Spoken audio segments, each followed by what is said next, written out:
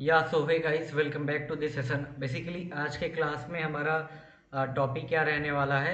आज के क्लास में हम लोग कंप्लीट करने वाले हैं जो हमारा यहाँ पे इंडिया एआई समिट अभी जो होस्ट किया था फेब्रवरी के मंथ में। ये आज के इस क्लास में हम लोग अच्छे से पूरा डिटेल में हम लोग क्या करेंगे, इसको कवर करने वाले हैं लोग। इससे प्रीवियस क्लास में अगर हम लोग देखें तो ऑलरेडी हम लोग फेब्रवरी मंथ के जो इंपॉर्टेंट टॉपिक्स थे, लाइक यहाँ पे जो यूएस की सुप्रीम कोर्ट यहाँ पे जो यूएस के द्वारा ट्रम्प के द्वारा यहाँ पे आईईईपीए का इस्तेमाल करके जो टैरिफ इम्पोज किया जा रहा था दूसरे कंट्रीज पे, उसको क्या कि यहाँ पे स्ट्राइक डाउन की, वो टॉपिक हम लोग एकदम डिटेल में कवर कर चुके हैं। उसके बाद हम लोग क्या किए थे, यहाँ पे जो न्यू स्टार्ट ट्रीटी था रसिया और यूएस के बीच में, वो क्या यहाँ पे एक्सपायर हो चुका है 2 फरवरी 2026 को। इस चीज़ को भी हमने क्या कर लिया, ऑलरेडी यहाँ पे कवर कर लिया है। उसके बाद हमने क्या किया था, यहाँ पे जो बेसिकली बांग्लादेश में new prime minister BNP party की तरफ से तारिक रहमान इलेक्ट हुए हैं। शेख हसीना के जाने के बाद बांग्लादेश को एक यहाँ पे न्यू प्राइम मिनिस्टर मिला है। और ये भी हम लोग अच्छे से इसको कवर कर चुके हैं। इसमें और क्या था साथ में, हम हमारे लिए ज़्यादा इंपॉर्टेंट यहाँ पे जो तीस्ता नदी से रिलेटेड और साथ ही में जो गंगा नदी से रिलेटेड जो बांग्लादेश और इंडिया में यहाँ पे जो भी ट्रीटी दोनों के बीच साइन हो रखा था, ये टॉपिक हमारे लिए इंपॉर्टेंट था, ये भी हमने कर लिया। फिर हमने उसके बाद हमने क्या किया कि जो 16 फाइनेंस कमीशन का जो भी नंबर ऑफ रिकमेंडेशन आ रखा है इस आने वाले नेक्स्ट 2026 से लेकर 2031 के टाइम पीरियड तक, 16 फाइनेंस कमीशन के रिकमेंडेशन को, उसके क्या क्या इम्प्लीकेशन होंगे, इन सब चीज़ों को भी हमने क्या कर लिया, ऑलरेडी कवर कर लिया है। अब आज के क्लास में हमारा बेसिकली इंपॉर्टेंट टॉपिक एक तरीके से देखा जाए तो हमारा क्या है आज का क्लास पूरा, इसमें हम लोग क्या करने वाले हैं। अब इसमें हमारा रहने वाला है बेसिकली अभी जो इंडिया यहाँ पे न्यू दिल्ली में क्या किया था, एआई समिट को, एआई इम्पैक्ट समिट को क्या किया था, इंडिया यहाँ पे होस्ट किया था। कब, 2026 फरवरी मंथ में। और ये न्यूज़ में भी बहुत ज़्यादा कंट्रोवर्सी से रिलेटेड था। क्योंकि यहाँ पे हम लोग को काफ़ी ज़्यादा यहाँ पे गलगोटिया यूनिवर्सिटी के कारण क्या देखने को मिला था, वो एक रोबोटिक डॉग को क्या क्लेम किए थे कि उसको हमने बनाया है, जबकि बाद में क्या पता चला कि वो चाइना के द्वारा ऑलरेडी यहाँ पे बनाया जा चुका है। उसके अलावा भी हम लोग देखें कि वहाँ पे कैसे जो यूथ कांग्रेस के यहाँ पे एक तरीके से देखा जाए जो स्टूडेंट्स थे, स्टूडेंट्स लीडर थे, वो क्या किए थे, यहाँ पे जाके प्रोटेस्ट किए थे शर्टलेस टी शर्टलेस होकर। तो इस कारण से भी ये कंट्रोवर्सी में था। पर पॉलिटिकली हम लोग को इस टॉपिक को नहीं पढ़ना है। एग्जाम पर्सपेक्टिव से जो चीज़ यहाँ पे हमारे लिए इंपॉर्टेंट है, हम क्या करेंगे, उन सब चीज़ों को यहाँ पे जो यहाँ पे फैक्चुअल चीज़ है इससे रिलेटेड या इससे रिलेटेड जो स्टैटिक चीज़ है, हम क्या करेंगे इस क्लास में कवर करेंगे। तो यही आज के क्लास को हम लोग क्या करेंगे, यहाँ पे शुरू करते हैं। तो सबसे पहले यहाँ पे दे रखा है कि वाई इन न्यूज़। अब देखो, कोई भी टॉपिक पढ़ने से पहले हम लोग क्या यहाँ पे जानते हैं कि न्यूज़ में ये क्यों था। तो वाई इन न्यूज़, क्योंकि इंडिया क्या किया, यहाँ पे होस्ट किया एआई इम्पैक्ट समिट 2026 को। कहाँ पे, भारत मंडपम, न्यू दिल्ली, ठीक। और ये क्या था, first multilateral AI summit in global south. अब देखो ये बहुत ज़्यादा इंपॉर्टेंट क्यों है, क्योंकि ये पहला ऐसा मल्टीलेटरल समिट था। मल्टीलेटरल मतलब बेसिकली क्या होता है, यहाँ पे जहाँ पे बहुत सारे नेशंस के द्वारा यहाँ पे हेड ऑफ द स्टेट्स या फिर रिप्रेजेंटेटिव को यहाँ पे भेजा गया था। तो ये बताया हुआ है कि ये पहला ऐसा मल्टीलेटरल समिट था जो कहाँ होस्ट किया गया था, ग्लोबल साउथ में। अब आपको यहाँ पे एक टर्म दिख रहा होगा ग्लोबल साउथ, बहुत से बच्चे इससे फेमिलियर होंगे और बहुत से बच्चे क्या ग्लोबल साउथ वर्ड से यहाँ पे फेमिलियर नहीं होंगे। तो देखो ग्लोबल साउथ एक तरीके से है क्या, तो ग्लोबल साउथ हम लोग उन यहाँ पे देखो, ग्लोबल साउथ का ये मतलब नहीं है कि मैप में जितने भी कंट्रीज यहाँ पे इक्वेटर से जो साउदर्न हेमिस्फीयर में जो एग्जिस्ट करते हैं उनको हम लोग ग्लोबल साउथ बोलते हैं, ऐसा नहीं है।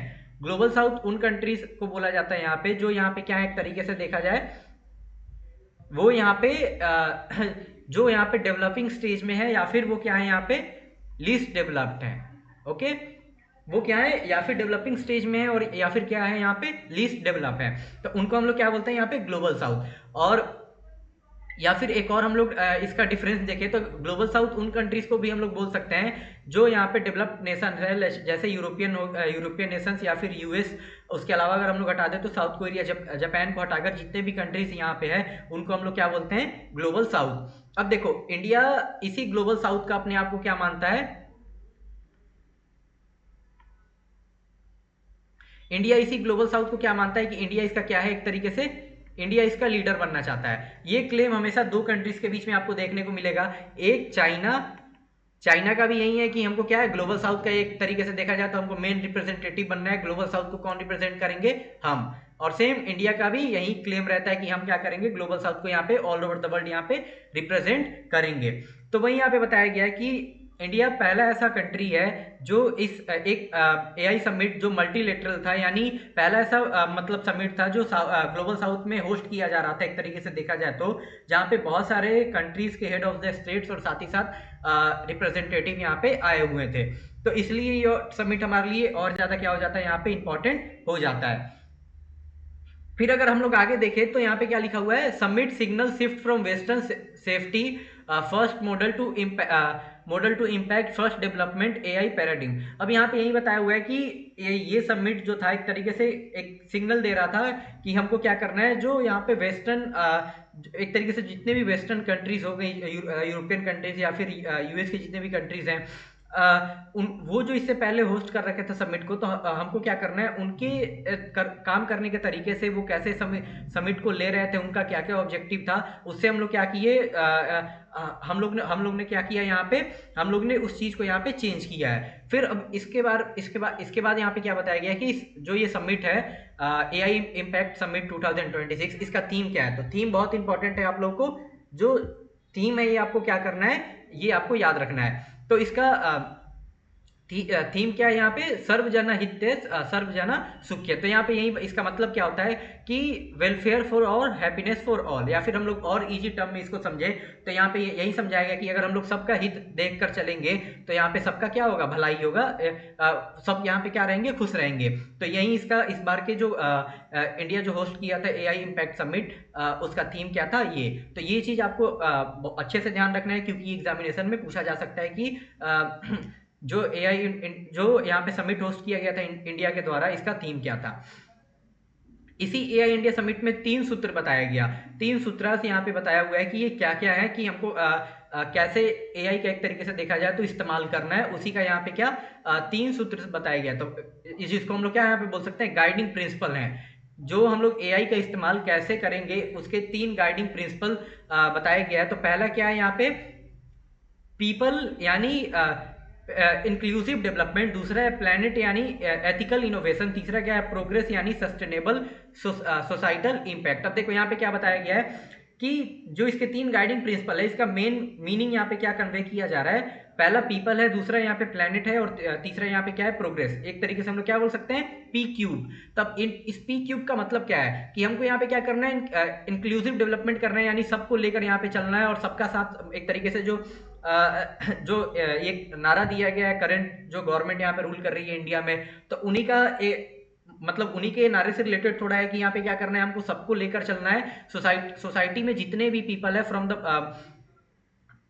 जो बॉटम पे भी है, और उसके अलावा जो ऊपर जो मतलब जो या फिर मिडिल क्लास हो गए या फिर जो अपर क्लास है, सबको हमको यहाँ पे एक साथ लेकर चलना है। हमको क्या करना है, इंक्लूसिव डेवलपमेंट करना है। ये इसका जो फर्स्ट पी यहाँ पे दिया गया है, यानी पी फॉर पीपल, उसका मतलब ये है। दूसरा यहाँ पे दिया हुआ है प्लैनेट। अब प्लैनेट से क्या यहाँ पे है, एथिकल इनोवेशन। हमको एआई का इस्तेमाल ऐसे करना है कि हम क्या कर सके, यहाँ पे प्लैनेट को सेव कर सके। हम लोग जो एआई है उसका इस्तेमाल क्या कर सके, एथिकली यहाँ पे उसका इस्तेमाल कर सके। तीसरा यहाँ पे दिया गया है प्रोग्रेस। अब प्रोग्रेस में हमको कैसे करना है, अपने जो यहाँ पे सोसाइटी है उसको हमको कैसे यहाँ पे डेवलप करना है एक तरीके से। तो हमारा कैसा होना चाहिए, सस्टेनेबल होना चाहिए, यानी हम क्या करें, यहाँ पे अपने इन्वायरमेंट को यहाँ पे हार्म ना करे, सस्टेनेबली हम लोग क्या करें, यहाँ पे अपने सोसाइटी का डेवलपमेंट करें। तो वहीं यहाँ पे 3 सूत्र यानी गाइडिंग प्रिंसिपल बताया गया है, पी फॉर पीपल यानी inclusive development, P for planet is equal to ethical innovation, और P for progress is equal to sustainable societal impact. अब इसके अलावा इसमें 7 चक्र यानी प्रायोरिटी कॉपरेशन एरिया बताया गया। अब देखो, अब इसमें जो 7 यहाँ पे बताया गया कि किस किस यहाँ पे एरिया में हमको ज्यादा एक तरीके से देखा जाए हमको फोकस करना है एआई का इस्तेमाल करने पे, तो वो यहाँ पे बताया गया है कि 7 प्रायोरिटी क्या होंगे। तो पहला यहाँ पे दिया हुआ है क्या, हेल्थ केयर, उसके बाद क्या है यहाँ पे, एग्रीकल्चर, देन क्या है, एजुकेशन, उसके बाद क्या है, गवर्नेंस, फिर है क्लाइमेट एक्शन और यहाँ पे उसके बाद क्या है डिजिटल इकोनॉमी और आखिरी क्या है सोशल इंक्लूजन। तो यहाँ पे यही बताया गया कि एआई का इस्तेमाल हमको इन सातों एरिया में क्या करना है, ज़्यादा हमको ध्यान देते हुए एआई का इस्तेमाल इन सातों एक तरीके से देखा जाए तो एरिया में हमको करना है, वही यहाँ पे बताया गया है। एज सच आपको ये टर्म मतलब सातों किन किन सेक्टर में किन किन एरिया में एआई का इस्तेमाल करना है, क्या क्या प्रायोरिटी है, ये आपको जो सातों दिया गया अगर आपको याद हो जाएगा तो बहुत अच्छा बात है, पर आपको इसमें से अगर 3 से 4 भी याद रहेगा तो वो भी अच्छा है। देखो health care, agriculture, education, governance, climate action, digital economy और सोशल इंक्लूजन। अब इसमें से 5 तो मिनिमम ऐसे मुझे दिख रहे हैं जो आसानी से किसी को भी याद रह सकता है। किसी को अगर वैसे ध्यान रखना है तो एक क्या हो जाएगा यहाँ पे गवर्नेंस, उसके बाद हो जाएगा क्लाइमेट एक्शन और एक होगा डिजिटल इकोनॉमी। बाकी सब यहाँ पे जितने भी टर्म्स दिए हुए हैं ये बहुत ईजी हैं। अब यहाँ पे नेक्स्ट यहाँ पे हमारे सामने क्या बताया गया कि इस बार का जो 2026 में एआई पे समिट जो होस्ट किया गया था ये इंडिया ने न्यू दिल्ली भारत मंडपम में किया था। नेक्स्ट जो यहाँ पे वर्ल्ड एआई का जो नेक्स्ट यहाँ पे बिग समिट होने वाला है वो कहाँ होने वाला है, स्विट्जरलैंड में। कब होगा, 2027 में, जिसका यहाँ पे नाम क्या है, world summit on artificial intelligence in Geneva. अब देखो इसका ये जो नेक्स्ट हमारा एआई समिट होने वाला है ये कहाँ होने वाला है, जिनेवा में। जिनेवा क्या है, स्विट्जरलैंड का कैपिटल। तो वही बताया हुआ है कि आपसे ये भी पूछा जा सकता है एग्जामिनेशन में कि करंट एआई समिट कौन होस्ट किया था, तो वो इंडिया हो जाएगा। नेक्स्ट उसके बाद पूछा जाएगा 2027 में कौन सा कंट्री यहाँ पे होस्ट करने वाला है एआई समिट को, तो इसका आंसर क्या हो जाएगा, स्विट्जरलैंड। और कहाँ पे होने वाला है, स्विट्जरलैंड का कैपिटल शायद मे बी जिनेवा है, वहाँ पे क्या होने वाला है, जो नेक्स्ट एआई समिट है वो वहाँ पे होस्ट किया जाएगा। आपसे ये भी पूछ सकता है कि इससे पहले एआई समिट हुआ था वो कहाँ पे होस्ट किया गया था, या फिर आपसे ये भी पूछा जा सकता है कि पहला एआई समिट जो हुआ था वो किस कंट्री में हुआ था। तो ये सब क्वेश्चन आपको मतलब ये एक एक फैक्चुअल या फिर एक फैक्चुअल एक लाइन का ये क्या क्वेश्चन बनेगा और 4 ऑप्शन रहेंगे और आपसे पूछा जाएगा। ये बहुत मतलब आपको ध्यान रखना है, ये ऐसे क्वेश्चन आपसे पूछे जा सकते हैं, तो आपको आंसर ध्यान रखना है।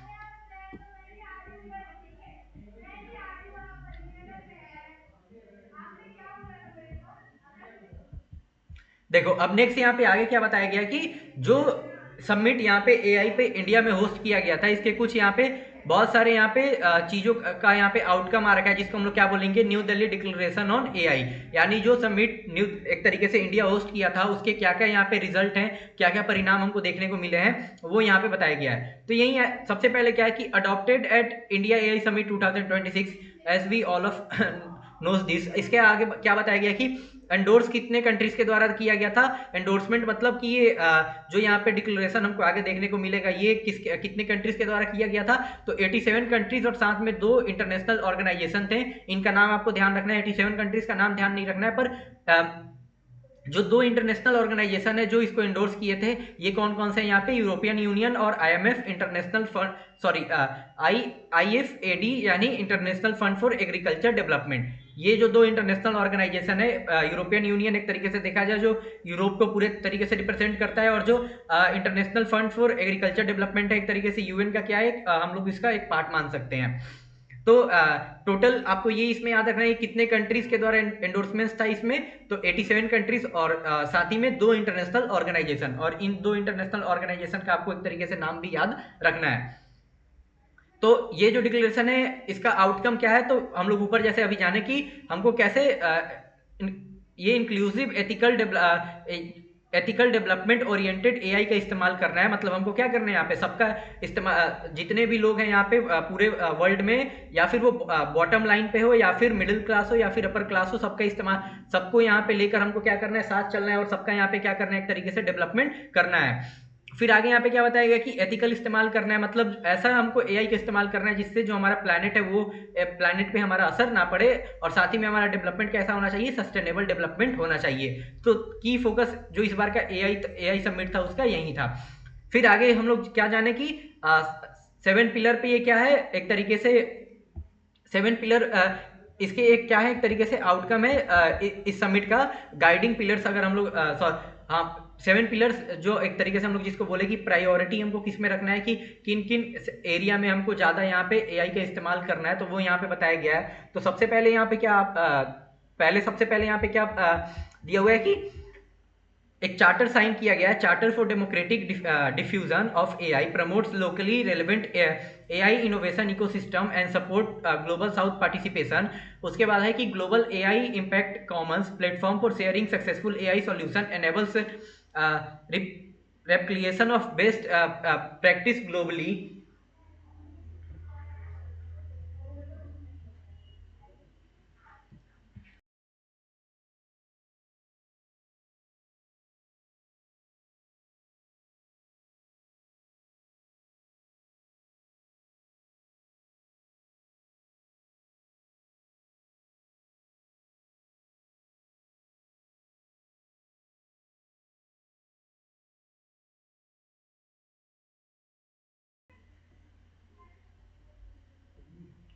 सॉरी गाइस, अभी कुछ इनकन्वीनियंस के कारण आपको यहाँ पे इशू फेस करना पड़ा होगा।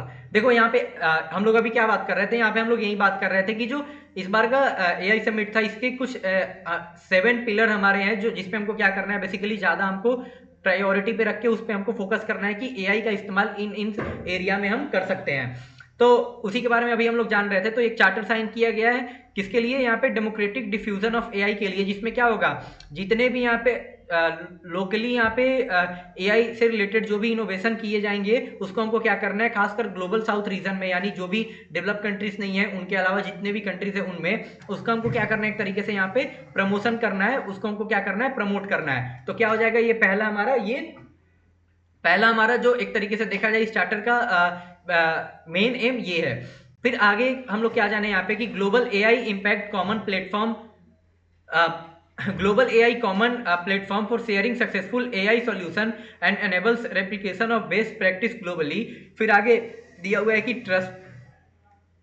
trusted AI commons repository of tools benchmark safety standard best practice international network for of science for AI institution connects globally research institution and promote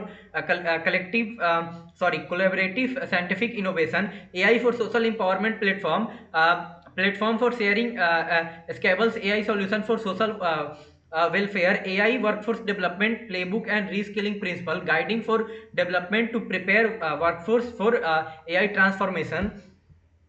फिर आगे यहाँ पे आपको बताया गया कि गाइडिंग प्रिंसिपल और on resilient efficient AI focus on sustainability and energy efficient AI system. अब देखो यहाँ पे आपको 7 पिलर देखने को मिला होगा, आपको इसमें से कुछ याद नहीं करना है, ये सिर्फ बताया गया कि इन पिलर पे हमको क्या करना है, एक तरीके से समझाया गया कि इस बार का जो न्यू दिल्ली डिक्लेरेशन में इसमें इन इन चीज़ों के बारे में यहाँ पे बात किया गया। तो एक तो हम लोग जाने की जो जितने भी ग्लोबल साउथ कंट्रीज में जितने भी यहाँ पे क्या होगा, एक तरीके से एआई से रिलेटेड कोई भी इनोवेशन होगा उसको हमको क्या करना है, प्रमोट करना है। फिर आगे हमको क्या करना है कि हमको जितने भी एआई प्लेटफॉर्म है उसका हमको सक्सेसफुली यहाँ पे इस्तेमाल कर कर जो यहाँ पे सॉल्यूशन चाहिए वो हमको इससे निकालना है। फिर यहाँ पे क्या बताया गया कि आगे चलकर कि हमको एआई का इस्तेमाल मतलब सेफ वे में अच्छे से इस्तेमाल कर कर करना है, इसके बारे में ये बताया हुआ है। तो इन सब चीज़ों में जितना भी यहाँ पे प्रिंसिपल दिया हुआ है आपको क्या करना है, बेसिकली बस आप एक बार रीड कर लेना, बाकी इसमें कुछ याद रखने वाला है नहीं। फिर आगे यहाँ पे ये दिया हुआ है कि सोशल डेवलपमेंट प्लेटफॉर्म की हमको एआई का इस्तेमाल करके यहाँ पे जो सोशल वेलफेयर होता है उसके लिए यहाँ पे इस्तेमाल करना है। तो उसके बाद यहाँ गवर्नमेंट को यहाँ पे गाइडेंस दिया जाएगी, गवर्नमेंट कैसे एआई का इस्तेमाल करके जो वर्कफोर्स है उसमें ट्रांसफॉर्मेशन ला सके, एक यहाँ पे ये गाइडिंग प्रिंसिपल है। तो ये सब चीज़ आपको यहाँ पे समझाया गया, एज सच इंपॉर्टेंट हमारी एग्जामिनेशन परस्पेक्टिव से ये सब चीज़ नहीं है। अब देखो की ऑब्जेक्टिव इस बार के सबमिट का क्या था। तो पहला यहाँ पे की ऑब्जेक्टिव क्या है, translate global AI discussion into development outcomes, align AI solution with national initiative such as India AI mission and digital India focus on practical scalable AI application. अब देखो ये बहुत जरूरी चीज है, यहाँ पे क्या बोला गया है कि इससे पहले जितने भी समिट हो रखी है उसमें क्या यहाँ पे सिर्फ डिस्कशन किया गया था कि हम ऐसे ऐसे करेंगे, पर उसका जो आउटकम होता है वो अभी हमको देखने को नहीं मिला है। तो इस समिट में यही समझाया गया कि हमको सिर्फ बात नहीं करना है, जो हम लोग यहाँ पे डिसीजन लेंगे, डिसीजन लेकर हमको क्या करना है उससे आउटकम भी आना चाहिए। तो ये एक की ऑब्जेक्टिव है। साथ में ये बताया गया कि इंडिया क्या किया है, इंडिया का जो यहाँ पे नेशनल एआई इनिशिएटिव है उसको इस मिशन से यहाँ पे एक तरीके से देखा जाए तो क्या कर दिया गया, लिंकअप कर दिया गया है कि इंडिया के जो यहाँ पे नेशनल इनिशिएटिव है जैसे इंडिया एआई मिशन और डिजिटल इंडिया, इसको क्या कर दिया जाए यहाँ पे जो यहाँ पे इसके साथ हमको ऐड करके यहाँ पे क्या कर दिया जाए, हम लोग यहाँ पे एक तरीके से हम लोग सॉल्यूशन भी निकाल सके, आउटकम्स हम यहाँ पे आउटकम ओरिएंटेटेड हमारा क्या हो, इस्तेमाल हो। तो ये समझाया गया। अब इसमें से आपको याद रखने वाला चीज़ दो है। आपसे ये पूछा जा सकता है कि जो इंडिया एआई मिशन है ये कब स्टार्ट किया गया था, इसमें फंडिंग कितना है, ये आपको मैं वर्क दे रहा हूँ, ये आप क्या करो, गूगल करके आप लोग इसको देखोगे और कमेंट सेक्शन में आप इसको इसके बारे में बताओगे कि इंडिया एआई मिशन और डिजिटल इंडिया कब शुरू हुआ था, इसमें कितना फंडिंग गवर्नमेंट के द्वारा दिया जा चुका है, और इसके अंडर से ही कितने एक तरीके से देखा जाए कि सब मिशन हमको निकलते हुए दिखा है। तो पहला यहाँ पे की ऑब्जेक्टिव ये था। नेक्स्ट यहाँ पे क्या बताया हुआ है, promote responsible and ethical AI, encourage development of safe, transparent, trustworthy AI system, address issue like algorithm biasness, privacy protection, accountability। दूसरा यहाँ पे क्या बताया गया कि एआई का इस्तेमाल हमको कैसे करना है, रिस्पॉन्सिबली करना है, और हम लोग यहाँ पे अनएथिकल चीज यहाँ पे कुछ भी नहीं करेंगे। वही यहाँ पे समझाया गया कि एआई का इस्तेमाल कर हम लोग क्या करेंगे, एक ट्रांसपेरेंट ट्रांसवर्दी सिस्टम बनाएंगे जिसमें जो यहाँ पे एल्गोरिथम बायसनेस या फिर जो यहाँ पे प्राइवेसी से रिलेटेड जो भी कंसर्न था, इसको हम लोग यहाँ पे एक तरीके से क्या करेंगे, सबको यहाँ पे सॉल्व करेंगे, और जो यहाँ पे अकाउंटेबिलिटी फिक्स किया जाएगा कि अगर किसी से भी यहाँ पे कुछ गलती हो रहा है तो उसके लिए हम लोग यहाँ पे किसी को यहाँ पे अकाउंटेबल ठहराएंगे। तो ये उसका क्या है, कुछ की ऑब्जेक्टिव। फिर आगे यहाँ पे कुछ एक तरीके से जो की ऑब्जेक्टिव है उसके बारे में बताया गया। तो सबसे पहले क्या है, strengthen global cooperation, build partnership between government, startup, academia industry. अब देखो यहाँ पे नेक्स्ट यहाँ पे क्या बोला गया है कि जो ये समिट था इसका एक की ऑब्जेक्टिव ये भी था कि हमको क्या करना है, पार्टनरशिप लाना है, कि अगर मान लो कोई एआई यहाँ पे स्टार्टअप, कोई भी यहाँ पे स्टार्टअप है, तो एआई का इस्तेमाल करके हम लोग क्या करेंगे, उस स्टार्टअप को यहाँ पे गवर्नमेंट से यहाँ पे फंडिंग दिलवाएंगे, उसके साथ जोड़ेंगे, एक तरीके से हम लोग समझे, या फिर जो भी उस सेक्टर से रिलेटेड जो भी यहाँ पे बड़े बड़े यहाँ पे एक तरीके से देखा जो यहाँ पे एकेडमिक स्कॉलर है उनको हम इससे जोड़ेंगे, और साथ में जो इंडस्ट्री का नीड है उसके लिए हम लोग क्या इसका इस्तेमाल कर काम करेंगे। फिर आगे यहाँ पे दिया है, position India as a global AI hub, enhance India leadership in AI innovation, promote indigenous AI ecosystem and startup.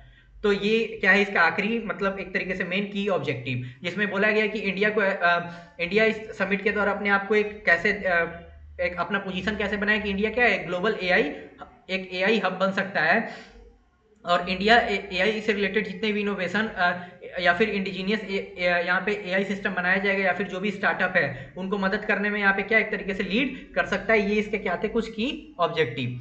अब आगे हम लोग यहाँ पे बढ़े तो यहाँ पे कुछ बताया गया कि अभी हम लोग जाने की जो करंट एआई समिट था ये होस्ट किया गया था किसके द्वारा, इंडिया के द्वारा होस्ट किया गया था। कहाँ पे, भारत मंडपम न्यू दिल्ली में। अब यहाँ पे स्टैटिक चीज ये है आपके लिए बहुत ज्यादा इंपॉर्टेंट है, आपको ये याद रखना है, आप लोग ये नोट करो कि जो यहाँ पे बताया हुआ है कि पहला एआई सेफ्टी समिट जो हुआ था, यानी पहला एआई से रिलेटेड कोई बड़ा समिट हुआ था, वो किसके द्वारा होस्ट किया गया था, उस कंट्री का नाम है यूके, यानी यूनाइटेड किंगडम। ठीक, यूनाइटेड किंगडम के द्वारा पहला एआई सेफ्टी समिट यहाँ पे होस्ट किया गया था। ठीक, जिसमें कुछ हम लोग यहाँ पे की उसके ऑब्जेक्टिव देखे तो क्या है कि adopted Belclay Declaration addressing AI promises and risk, emphasizing aligning AI with human intent, safeguarding right, ensuring safety, ethics and accountability। यही बताया गया कि जो जो ये डिक्लेरेशन साइन किया गया था, इसमें क्या बोला, इसमें एक तरीके से ये बताया गया कि जो एआई का यहाँ पे एक तरीके से कैसे फ्यूचर में चल के एक मतलब एक नया वर्ल्ड खुल सकता है, उसके बारे में भी वहाँ पे बात किया गया था, और साथ ही में एआई से रिलेटेड जो भी रिस्क है उसके बारे में भी डिस्कशन किया गया था। और साथ में जो उस समिट का की यहाँ पे ऑब्जेक्टिव था वो क्या था कि हमको एआई का इस्तेमाल कैसे करना है, जितने भी इंडिविजुअल हैं या फिर यहाँ पे सोसाइटी में लोग हैं उनके राइट्स को यहाँ पे सेफगार्ड करके चलना है, उनके सेफ्टी को इंश्योर करना है, और एथिकली इस्तेमाल करना है, और यहाँ पे अकाउंटेबिलिटी फिक्स करना है। ये हो गया हमारा पहला एआई समिट। ठीक, अब इसके बाद हम लोग जानेंगे कि जो यहाँ पे दूसरा एआई, देखो पहला एआई समिट यहाँ पे कब होस्ट किया गया है, 2023 में, ये भी आपको याद रखना है। कब पहला एआई समिट कब होस्ट किया गया, 2023 में। ठीक, अब यहाँ पे दूसरा एआई समिट का दूसरा एआई समिट यहाँ पे किसके द्वारा होस्ट किया गया था, जो रिपब्लिक ऑफ कोरिया यानी साउथ कोरिया और जो यूके है, दोनों कंट्रीज यहाँ पे मिलके एक साथ क्या दोनों कंट्री के द्वारा यहाँ पे होस्ट किया गया था। इसका नाम क्या है, AI Seoul summit took place in 2024। ये हो गया हमारा second AI summit. As such आपको नाम अगर आपको याद रहे तो अच्छी बात है ये, पर अगर आपको एज सच ज़्यादा ये हमारे लिए इम्पोर्टेंट वैसे नहीं है। इसके बाद जो थर्ड एआई समिट होस्ट किया गया था वो फ्रांस के द्वारा किया गया था, कहाँ, पेरिस में। इसका ईयर क्या है, 2025। देखो अब इसमें आपको याद रखने वाला क्या चीज़ है, मैं आपको ये समझा रहा हूँ। इधर देखो, पहला एआई समिट होस्ट किया गया है यूके के द्वारा, ठीक, कब, 2023 में। उसके बाद दूसरा एआई समिट कब होस्ट किया गया है यहाँ पे, 2024 में, रिपब्लिक ऑफ कोरिया यानी साउथ कोरिया और साथ में यूके, यूनाइटेड किंगडम है, दोनों मिलकर यहाँ पे क्या इसको होस्ट किए थे। तीसरा एआई समिट फ्रांस के द्वारा होस्ट किया गया था पेरिस में। और चौथा एआई समिट एक तरीके से देखा जाए जो इंडिया में होस्ट किया गया है, जिसका क्या नाम है, एआई इम्पैक्ट इंडिया समिट, वो न्यू दिल्ली में यहाँ पे क्या होस्ट किया गया था। नेक्स्ट एआई समिट यहाँ पे जेनेवा स्विट्जरलैंड 2027 में यहाँ पे होने वाला है। तो ये सब चीज स्टैटिक का ही आपको क्या करना है, एक तरीके से नोट करना है।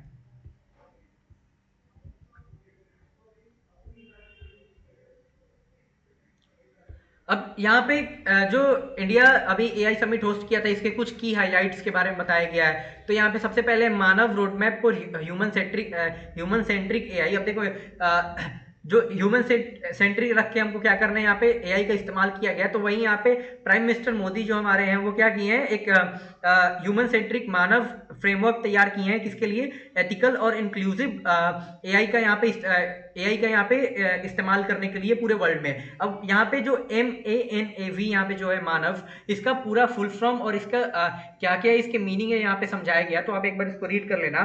M फॉर क्या है, मोरल एंड एथिकल सिस्टम, कि AI must be fair and transparent subject to human oversight. दूसरा यहाँ पे क्या है, M for Manav, Manav means moral and ethical system.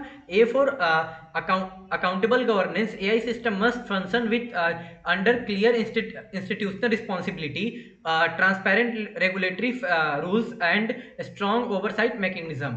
Next यहाँ पे N for what, N for national sovereignty, focus on securing critical data set, strengthening domestic compute capacity, promoting indigenous AI development model. Next यहाँ पे A for क्या है, accessible and inclusive AI should democratize benefit, bridge digital divide.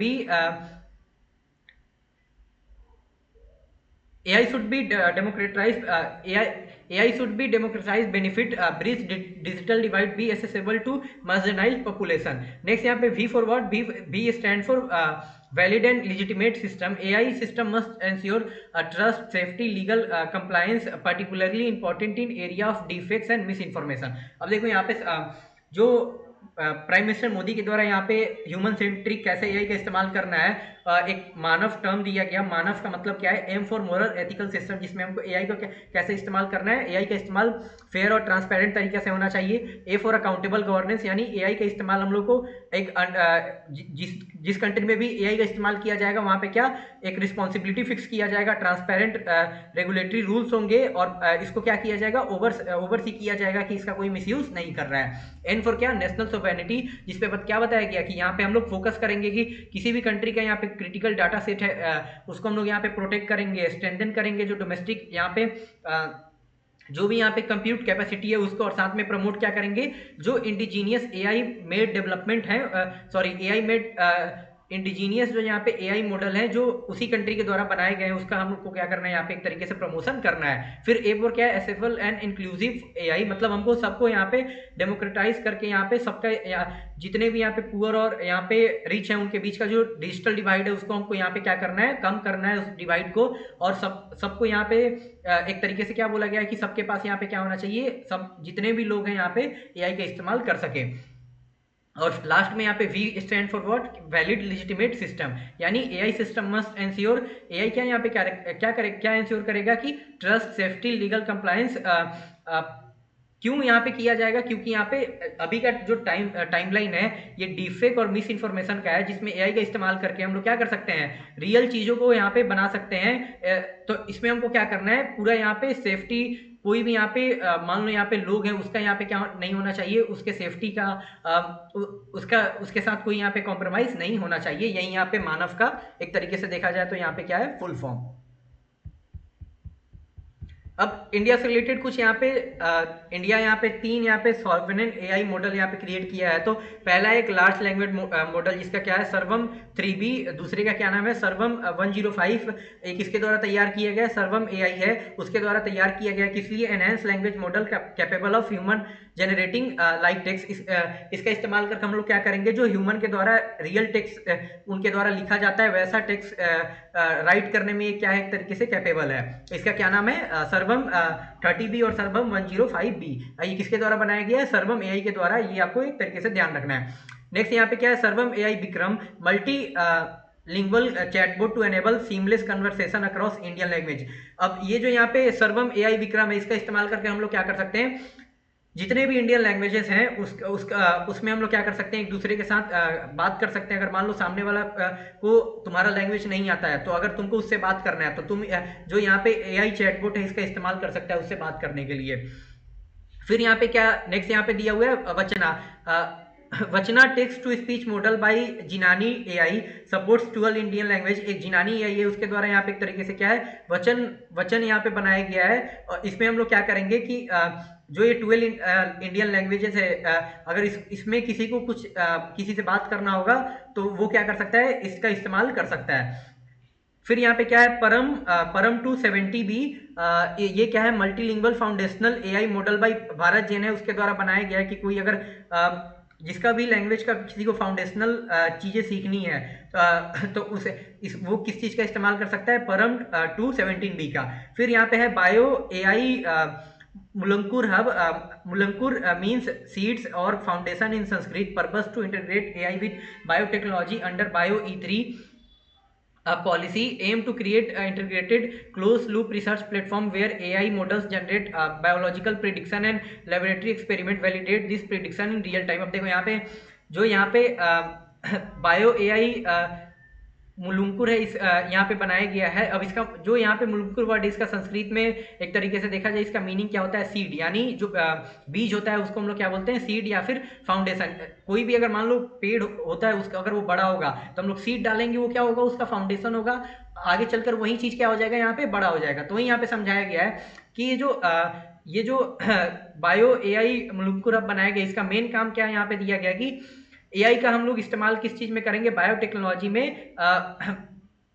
Biotechnology में हम लोग क्या करेंगे, इसका इस्तेमाल करेंगे उसके साथ जोड़कर, तो हम लोग यहाँ पे क्या क्रिएट कर सके, जो भी यहाँ पे लेबोरेटरी एक्सपेरिमेंट होते हैं उस चीज को हम लोग यहाँ पे एक तरीके से देखा जाए तो इस प्लेटफॉर्म पे इस्तेमाल करके जो हम लोग कुछ हम लोग प्रिडिक्शन कर सकते हैं जो हमारा क्या हो, सही हो, कि ये हम लोग लेबोरेटरी में यहाँ पे टेस्ट कर रहे हैं, ये हमारा इसका आउटकम क्या निकलेगा।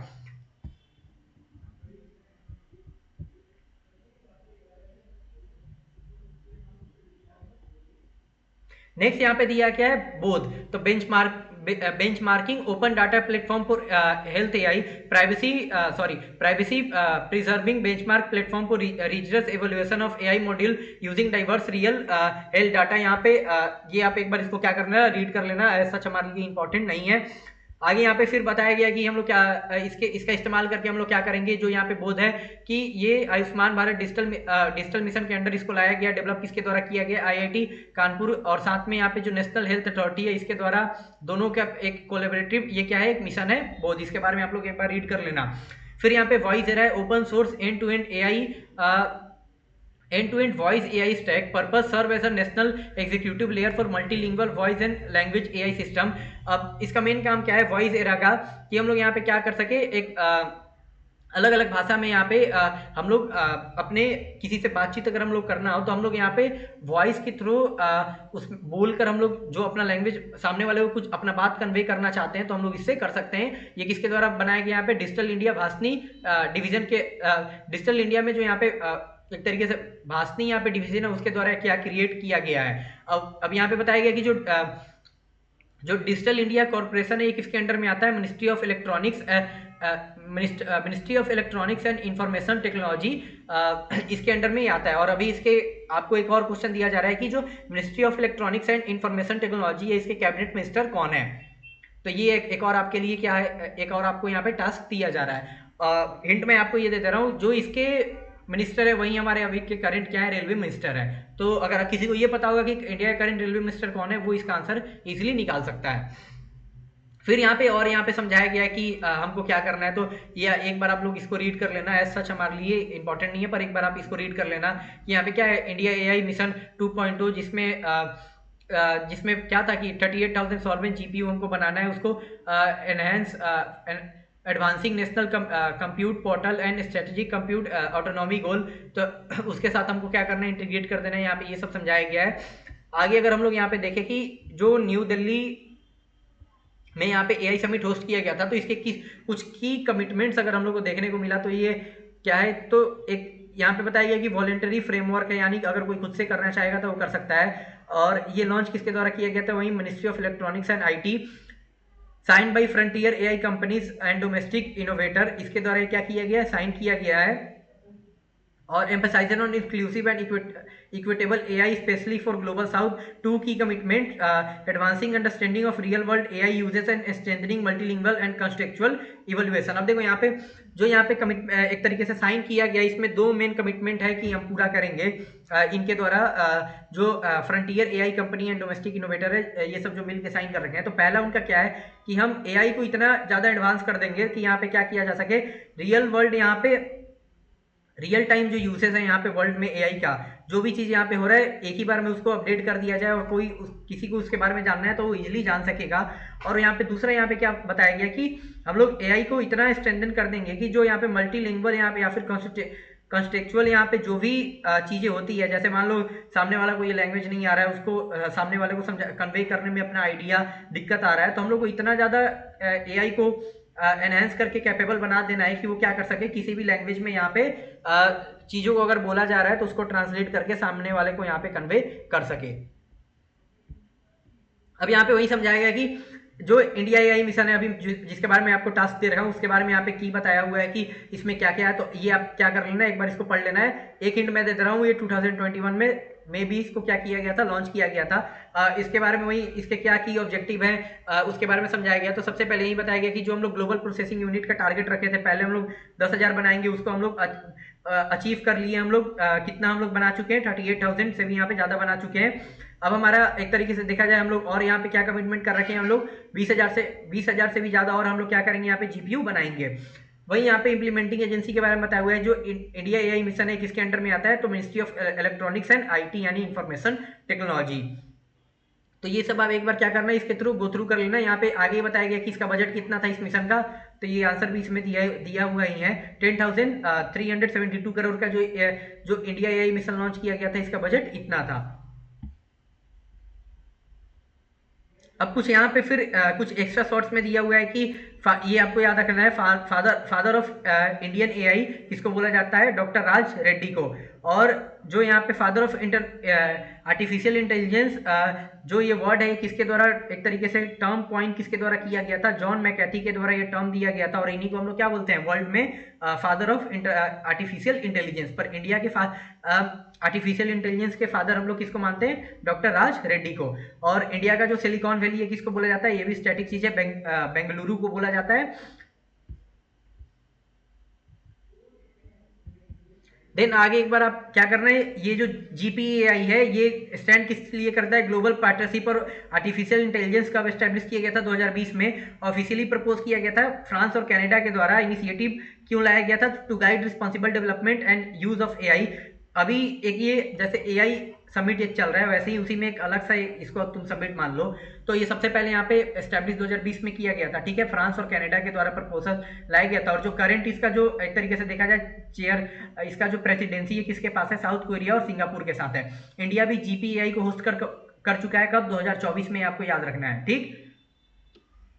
एज सच नेक्स्ट हमारे लिए इंपॉर्टेंट है नहीं, आप इन सब चीजों को एक बार क्या कर लेना, एक बार रीड कर लेना।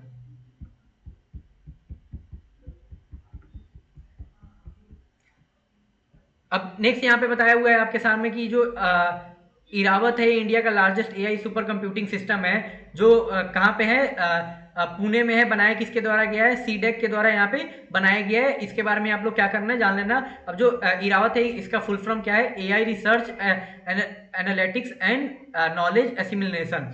फिर यहाँ पे नेक्स्ट भाषनी के बारे में बताया गया है, यानी भाषा interface for India, AI developed national language translation and speech platform launch under digital India initiative. यानी जो भाषनी एआई बनाया गया है, ये जो नेशनल इंडिया मिशन है उसके द्वारा बनाया गया है, ताकि इंडिया में जितने भी लैंग्वेज है उसका हम लोग क्या कर सकें, इजिली यहाँ पे ट्रांसलेशन कर सके। और ये किस इनिशिएटिव के अंडर में आता है, हमारा डिजिटल इंडिया इनिशिएटिव के अंडर में आता है। नेक्स्ट यहाँ पे भारत एआई के बारे में बताया गया कि इंडिया का पहला गवर्नमेंट सपोर्टेड नेशनल इनिशिएटिव है, जिसका एम क्या है यहाँ पे कि डेवलप हमको करना है सौरमेम फाउंडेशनल एआई इंटेलिजेंस मॉड्यूल। हमको खुद से अपने से क्या करना है, बनाना है, मतलब किसी और कंट्री पे हमको एक तरीके से देखा जाए तो निर्भर नहीं रहना है, आत्मनिर्भर एआई बनाना है। तो वही इसका क्या नाम है, भारत जेन एआई। और वहीं इसमें ये बोला गया कि जितने भी मॉडल्स होंगे उसको हम लोग क्या करेंगे, इंडिया के जितने 22 ऑफिशियल्स लैंग्वेज है जिनको कॉन्स्टिट्यूशनल यहाँ पे मान्यता दिया गया है, उसको हम लोग इसमें क्या करेंगे, ट्रेन करेंगे। और जितने भी इंडिया में कल्चर है, सोसाइटल नीड है, उस हिसाब से हमको इसको ट्रेन करेंगे, बनाएंगे, ताकि इंडिया में अलग अलग जो यहाँ पे डाइवर्सिटी के लोग हैं उनको यहाँ पे क्या किया जा सके, उनको असिस्ट किया जा सके। फिर उसके बारे में यहाँ पे यही समझाया हुआ है। आगे इंपॉर्टेंट आपके लिए है कि जो एक तरीके से देखा जाए इसका मेन काम किसको दिया गया है करने का, तो जो आईआईटी बॉम्बे है उसके अंडर में ये प्रोग्राम आपको एक तरीके से देखा जाए तो आता है। फिर आ गया technology innovation hub, active technology innovation hub बनाया गया नेशनल मिशन के अंडर में, ताकि हम लोग हमारा इंटरडिसिप्लिनरी साइबर फिजिकल सिस्टम है उसको हम लोग क्या कर सकें यहाँ पे इस्तेमाल, उसका हम लोग भारत जेन में यहाँ पे इस्तेमाल कर सकें, जो कहाँ पे लोकेटेड है, आईआईटी बॉम्बे और आईआईटी मद्रास में। लास्ट में यहाँ पे कुछ की फैक्ट है वो आपको यहाँ पे ध्यान रख लेना है, ऐसा हमारे लिए इंपॉर्टेंट है नहीं। की फैक्ट एक याद रख लेना कि G7 यहाँ पे हिरोशिमा एआई प्रोसेस यहाँ पे किया गया था। इसमें इसका जो ऑब्जेक्टिव क्या था वो यहाँ पे दिया हुआ है, ये आप याद रखना। अब G7 क्या है, तो G7 group of global 7 countries हैं जो जिनको हम लोग क्या यहाँ पे डेवलप कंट्रीज मानते हैं। तो ये जब यहाँ पे जापान के द्वारा होस्ट किया गया था हिरोशिमा में, तब यहाँ पे एक डिक्लेरेशन को साइन किया गया था, उसी के बारे में यहाँ पे बताया गया है। फिर ये आपको ये ध्यान रखना है, यूके एआई समिट में यहाँ पे किस चीज पे फोकस किया गया था कि risk from frontier AI system, हम लोग इसके बारे में ऊपर ऑलरेडी बात कर चुके हैं। फिर यहाँ पे डीप सीक के बारे में बताया हुआ है, स्ट्रेटेजिक प्रोजेक्ट के बारे में बताया गया है। ऐसा एग्जामिनेशन परफेक्ट से हमारे लिए इंपॉर्टेंट नहीं है, पर आप एक बार इसको रीड कर लेना। तो ये क्या था बेसिकली आज के क्लास में हमारा पूरा एआई से रिलेटेड, हम लोग स्टैटिक से रिलेटेड जो भी इससे पहले एआई सबमिट हो रखा था उसके बारे में जाने लोग, जो कहाँ इसके बाद होने वाला है उसके बारे में जाने लोग। उसके अलावा जो न्यू दिल्ली यहाँ पे इंडिया के द्वारा होस्ट किया गया था ग्लोबल एआई इम्पैक्ट समिट को, उसमें क्या क्या की आउटकम्स थे, क्या डिक्लेरेशन साइन हुए, इंडिया का क्या क्या यहाँ पे खुद का नेशनल मिशन है उसके बारे में हम लोग जाने। जो आपको होमवर्क में दे रखा हूँ एक तो आपको यहाँ पे मिला हुआ है डिजिटल इंडिया इनिशिएटिव के अंडर में बताने को आपको पूरा, उसके बाद आपको इंडिया एआई मिशन है उसके बारे में आपको बताना है, और भी 2 काम आपको दिया गया वो आपको क्या करना है, कमेंट सेक्शन में कमेंट कर देना है कि ये उसका क्या होगा, आंसर होगा। तो आज के सेशन में इतना ही, फिर से आपसे मिलेंगे किसी और न्यू टॉपिक के साथ, किसी और न्यू क्लास में। तब तक के लिए बाय बाय, टाटा, जय हिंद।